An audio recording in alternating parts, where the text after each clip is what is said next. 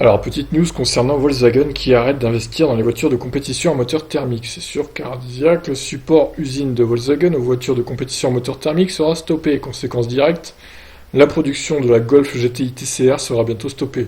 Et Volkswagen n'apportera plus son soutien pour la Polo R5. Conséquence directe de la politique actuelle en matière de voitures de série, Volkswagen a annoncé que la marque allait stopper d'investir dans les véhicules de compétition à moteur thermique. Cela concerne notamment les Golf GTI TCR et Polo GTI R5.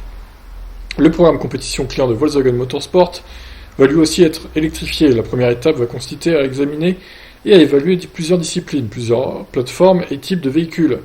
Parallèlement à ça, la production de la Golf GTI TCR réservée au circuit cessera fin 2019, sans qu'aucun modèle de nouvelle génération ne soit proposé. Le service client et la fourniture de pièces de rechange seront toutefois garantis à long terme. Bon, ça c'est pas mal pour ceux qui en possèdent là, pour le coup. La Polo GTI R5 reste une partie intégrante de l'offre compétition de Volkswagen Motorsport et continuera à être produite pour les équipes clients. Le siège de Hanovre sera chargé d'assurer la continuité du support client et de la fourniture de pièces de rechange, mais aussi de maintenir la compétitivité de la Polo. Les inscriptions en compétition avec la Polo GTI R5 sponsorisée par l'usine ne sont plus proposées.